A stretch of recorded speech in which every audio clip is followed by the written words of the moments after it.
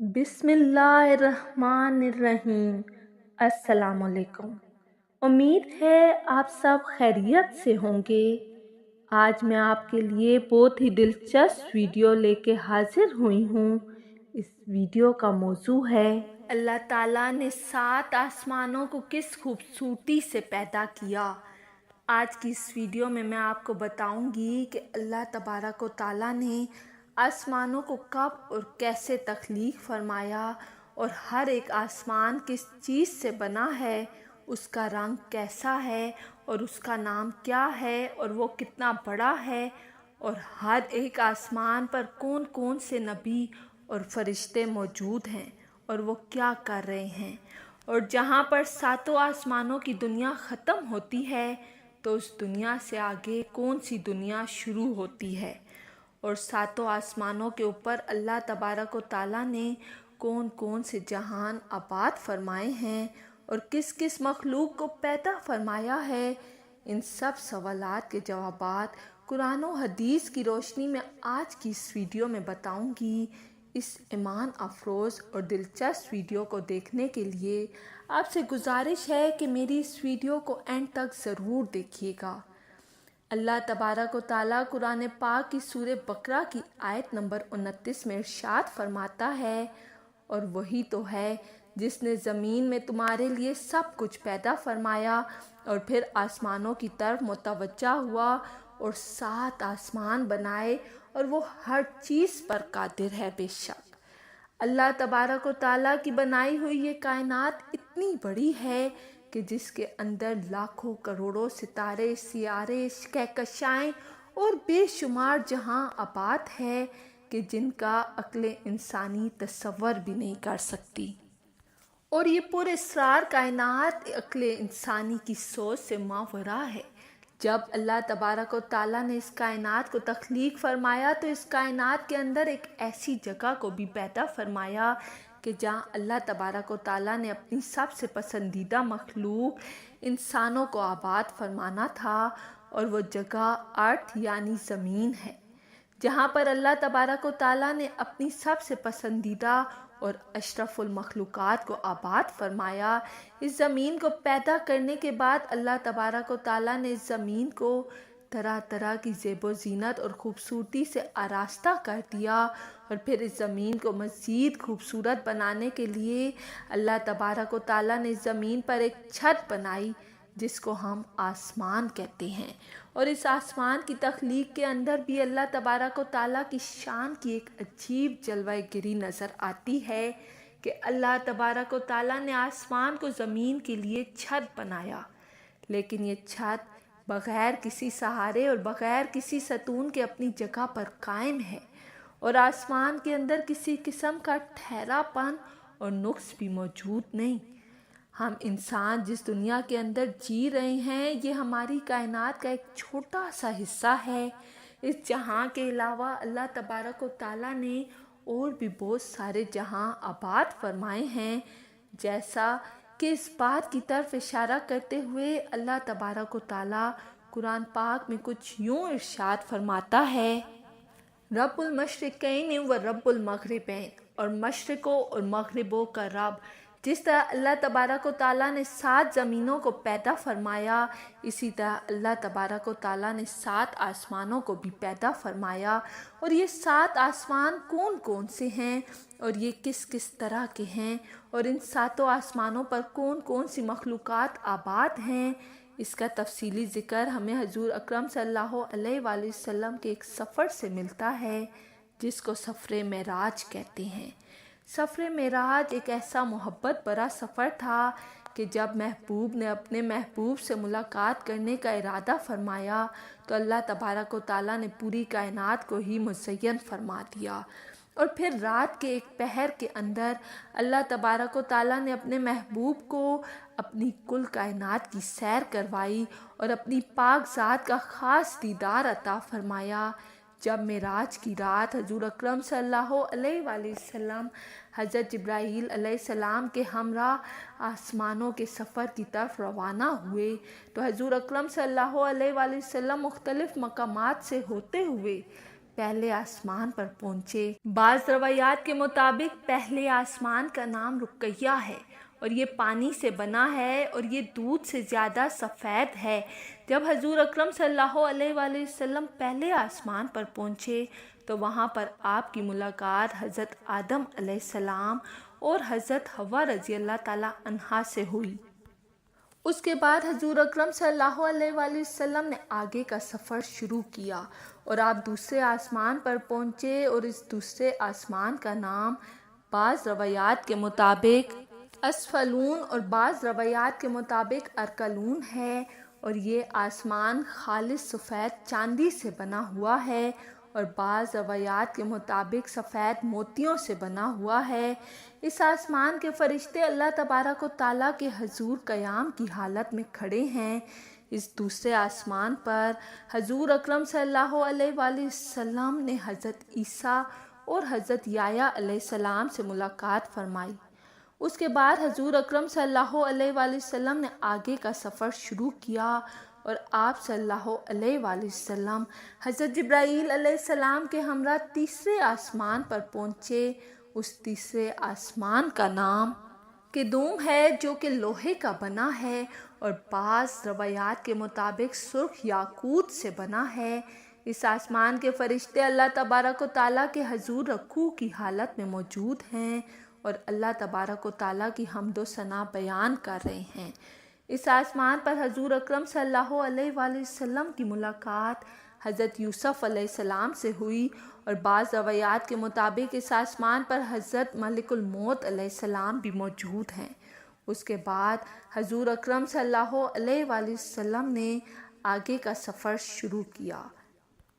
پھر حضرت محمد صلی اللہ علیہ وآلہ وسلم چوتھے آسمان پر پہنچے۔ اس چوتھے آسمان کا نام ماؤن یا ماؤنہ ہے۔ بعض روایات کے مطابق یہ پیتل اور بعض روایات کے مطابق یہ سفید موتی سے بنا ہے۔ اس آسمان کے فرشتے اللہ تبارک و تعالیٰ کے حضور ہر وقت سجدے میں پڑے ہوئے ہیں اور اللہ تبارک و تعالیٰ کی حمد و ثنا بیان کر رہے ہیں، اور معراج کی رات اس آسمان پر حضور اکرم صلی اللہ علیہ وآلہ وسلم کی ملاقات حضرت ادریس علیہ السلام سے ہوئی۔ اس کے بعد حضور اکرم صلی اللہ علیہ وآلہ وسلم نے آگے کا سفر شروع کیا اور آپ پانچویں آسمان پر پہنچے۔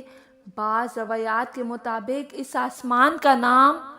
ریکا یا ریر ہے۔ یہ آسمان بعض روایات کے مطابق سونے اور بعض روایات کے مطابق چاندی سے بنا ہے۔ اس آسمان کے فرشتے اللہ تبارک و تعالیٰ کے حضور ہر وقت اس کے خوف سے رو رہے ہیں، اور اس آسمان پر حضور اکرم صلی اللہ علیہ وآلہ وسلم کی ملاقات حضرت ہارون علیہ السلام سے ہوئی، اور بعض روایات میں آتا ہے کہ اسی آسمان پر جہنم کے داروغہ مالک بھی یہیں آباد ہیں۔ اس کے بعد حضور اکرم صلی اللہ علیہ وآلہ وسلم نے آگے کا سفر شروع کیا اور آپ چھٹے آسمان پر پہنچے، جہاں پر آپ کی ملاقات حضرت موسیٰ علیہ السلام سے ہوئی، اور اس آسمان کا نام بعض روایات کے مطابق تکنا اور بعض روایات کے مطابق دفت ہے، اور یہ آسمان سونے اور سرخ رنگ کے پتھروں سے بنا ہے، اور بعض روایات کے مطابق زرد رنگ کے یاقوت سے بنا ہے۔ اور اس آسمان کے فرشتے ہر وقت اللہ تبارک و تعالیٰ کی حمد و ثنا اور تسبیح بیان کرتے رہتے ہیں، اور اسی آسمان سے سدرۃ المنتہا درخت کی جڑیں شروع ہوتی ہیں، اور سدرۃ المنتہا درخت کی شاخیں 7ویں آسمان تک جاتی ہیں۔ سدرۃ المنتہا یہ ایک بیری کا درخت ہے جس کے پھل مٹکوں کی طرح ہیں، اور اس کے ہر ایک پتے پر دنیا میں آنے والے ہر ایک انسان اور جاندار کا نام تحریر ہے، یعنی اس دنیا کے اندر قیامت تک جتنے بھی انسان آئیں گے اور جتنے بھی حیوانات یا پرندے آئیں گے، ان سب کے نام اس درخت کے ہر پتے پر تحریر ہیں۔ اس درخت کے بارے میں حضور اکرم صلی اللہ علیہ وآلہ وسلم نے ارشاد فرمایا کہ جب معراج کی رات اللہ تبارک و تعالیٰ کے حکم سے اس درخت کو ڈانپ لیا تو اس درخت کے رنگ اس طرح بدلے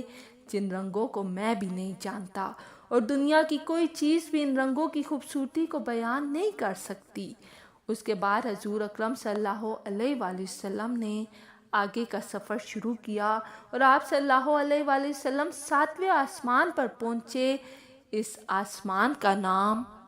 عریبہ اور بعض روایات کے مطابق عریب ہے، اور یہ آسمان اللہ تبارک و تعالیٰ کے نور اور سفید روشنی سے بنا ہے، اور یہ نور ایسا خاص قسم کا نور ہے کہ جس کو انسان سمجھ ہی نہیں سکتا۔ 7ویں آسمان پر حضور اکرم صلی اللہ علیہ وآلہ وسلم کی ملاقات حضرت ابراہیم علیہ السلام سے ہوتی ہے۔ اسی 7ویں آسمان پر اللہ تبارک و تعالیٰ کا مقدس گھر بیت المعمور بھی موجود ہے، جہاں ہر وقت فرشتے اللہ تبارک و تعالیٰ کی حمد و ثنا کرتے ہیں اور طواف کرتے ہیں۔ بیت المعمور خانہ کعبہ کی طرح ایک کعبہ ہے جو خانہ کعبہ کے ٹھیک بالکل اوپر ہے۔ یہاں پر 7 آسمانوں کی سیر مکمل ہوئی، اور یہ حضرت جبرائیل علیہ السلام کی حد ہے۔ ان 7ویں آسمان سے آگے حضرت جبرائیل علیہ السلام کو جانے کی اجازت نہیں، کیونکہ حضرت جبرائیل علیہ السلام نے حضور اکرم صلی اللہ علیہ وآلہ وسلم کی بارگاہ میں عرض کیا کہ یا رسول اللہ صلی اللہ علیہ وآلہ وسلم، اگر میں اس مقام سے آگے ذرا سا بھی بڑھا تو میں جل کر راکھ بن جاؤں گا۔ قربان جائیں کہ جہاں سدرۃ المنتہا مقام پر کائنات کی ہر چیز کی حد ختم ہو جاتی ہے، وہاں پر ہمارے پیارے حبیب حضرت محمد صلی اللہ علیہ وآلہ وسلم کی حد شروع ہوتی ہے۔ اس کے بعد آگے کا سفر حضور اکرم صلی اللہ علیہ وآلہ وسلم نے خود ہی کیا۔ اس کے بعد حضور اکرم صلی اللہ علیہ وآلہ وسلم نے عرش کی سیر کی اور کرسی کی سیر کی، اور پھر اللہ تبارک و تعالیٰ کے حکم اور شان کے مطابق اللہ تبارک و تعالیٰ کی پاک ذات سے ملاقات کی، اللہ تبارک و تعالیٰ کی پاک ذات سے کلام کیا، اور اللہ تبارک و تعالیٰ کی پاک ذات کا دیدار کیا۔ اب بات کرتی ہوں کہ یہ 7 آسمان کتنے بڑے ہیں اور ان کا سائز کتنا ہے۔ تو اس کے بارے میں روایات میں آتا ہے کہ یہ دنیا پہلے آسمان کے آگے اس طرح ہے کہ جس طرح ایک بہت بڑے صحرا اور ریگستان کے اندر ایک چھوٹی سی انگوٹھی پڑی ہو۔ ہماری دنیا اس پہلے آسمان کے آگے ایک بہت بڑے ریگستان میں پڑی ہوئی چھوٹی سی انگوٹھی کی مانند ہے، اور پہلا آسمان بہت بڑے ریگستان کی مانند ہے۔ اسی طرح پہلا آسمان دوسرے آسمان کے آگے ایک چھوٹی سی انگوٹھی کی مانند ہے، اور دوسرا آسمان ریگستان کی مانند ہے۔ پھر اسی طرح بالترتیب ہر ایک آسمان دوسرے آسمان سے اسی طرح بڑا ہے۔ پھر اس کے بعد یہ پوری کائنات اور 7 آسمان اللہ تبارک و تعالیٰ کے عرش کے آگے ایسے ہیں جیسے ایک ریگستان میں چھوٹی سی انگوٹھی پڑی ہو، اور پھر اللہ تبارک و تعالیٰ کا عرش اور یہ 7 آسمان اور یہ کل کائنات اللہ تبارک و تعالیٰ کی کرسی کے آگے اس طرح ہیں جیسے ایک ریگستان کے اندر چھوٹی سی انگوٹھی پڑی ہو۔ اللہ تبارک و تعالیٰ کا عرش اور اللہ تبارک و تعالیٰ کے عرش کے بعد اللہ تبارک و تعالیٰ کی کرسی اس کائنات کی تمام تر مخلوقات میں سے سب سے بڑی مخلوق ہیں۔ اللہ تبارک و تعالیٰ کا عرش اور کرسی کتنے بڑے ہیں اس کے بارے میں صرف اللہ تبارک و تعالیٰ کی ذات ہی بہتر جانتی ہے۔ اب بات کرتے ہیں کہ اللہ تبارک و تعالیٰ نے زمین کے اوپر 7 آسمانوں کو بنایا اور 7 آسمانوں کے اوپر اپنے عرش کو بنایا، عرش کے اوپر کرسی کو پیدا فرمایا۔ تو اللہ تبارک و تعالیٰ نے عرش اور کرسی کے اوپر کون سے جہاں کو پیدا فرمایا اور عرش اور کرسی کے اوپر کون سا جہاں آباد ہے، تو اس کے بارے میں روایات میں آتا ہے کہ اللہ تعالیٰ کے عرش اور کرسی کے اوپر ایک نور کا صحرا ہے جہاں ہر طرف نور ہی نور ہے، اور یہ نور کا صحرا کتنا بڑا ہے اس کے بارے میں صرف اللہ تبارک و تعالیٰ کی ذات ہی بہتر جانتی ہے۔ اگر آپ کو میری ویڈیو پسند آئی ہے تو لائک اور سبسکرائب لازمی کیجیے گا۔